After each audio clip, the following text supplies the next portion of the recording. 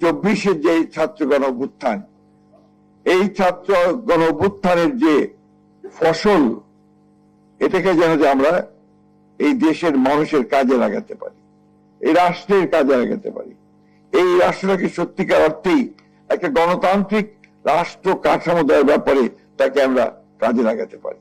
15-16 বছরের যে ফ্যাসিবাদ বিরোধী যে আন্দোলন, শুধু বিএনপি নয়, এই দেশের সকল রাজনৈতিক দল, সকল সংগঠন, গণতান্ত্রিক মানুষ, স্বাধীনতাকামী মানুষের যে সংগ্রাম, যে লড়াই, যে যুদ্ধ, তাকে ডকুমেন্ট আকারে তুলে আনার জন্য আরো একটা উদ্যোগ গ্রহণ করা, এটা আমি আশা করব।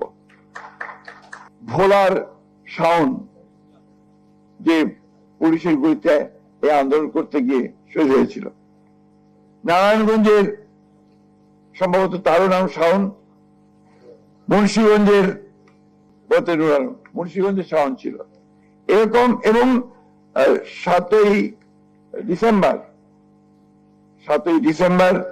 পার্টি অফিসের সামনে, আমাদের অফিসের সামনে মকবুল নামে যে শ্রমিক স্বেচ্ছাসেবক দলের শহীদ হয়েছিল, এই নামগুলো, এই ছবিগুলো এখানে কিন্তু অনুপস্থিত। এটা আশা থাকলে আর এটা সমৃদ্ধ হতো। এটা একটা দুটো নয়, বিগত 16 বছরে বিএনপি একটি লিবারেল ডেমোক্রেটিক পার্টি। আমি জানি না যে পৃথিবীর কোন লিবারেল ডেমোক্রেটিক পার্টি এইরকম অত্যাচার, নির্যাতন, নিপীড়ন, হত্যাযজ্ঞের মধ্যে দিয়ে গেছে কিনা। 60 লক্ষ মানুষের বিরুদ্ধে মিথ্যা মামলা দিয়েছে। আমাদের এখানে মনে একজন নেই যাদেরকে আমাদের নিয়মিত আদালতের বারান্দায় দেখা যেত না, অথবা উকিলের ঘরে যেতে দেওয়া যেত না। এই 16 বছরে আমাদের 20,000 মতো নেতা কর্মী শহীদ হয়ে গেছে, কেউ এক্সট্রা জুডিশিয়াল কিলিংয়ে, কেউ আওয়ামী লীগের গুলিতে, কেউ থানার মধ্যে গুলিতে, এবং কেউ ডিসঅ্যাপিয়ার করে গেছে। যে আমাদের বাড়ি বসে আছেন এখানে সামনে, আমাদের ইলিয়াস আলীর সহধর্মিনী।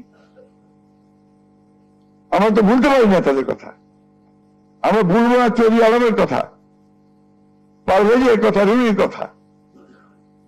এগুলো আসতে হবে, এগুলো ইতিহাসে আনতে হবে, ডকুমেন্টে আনতে হবে।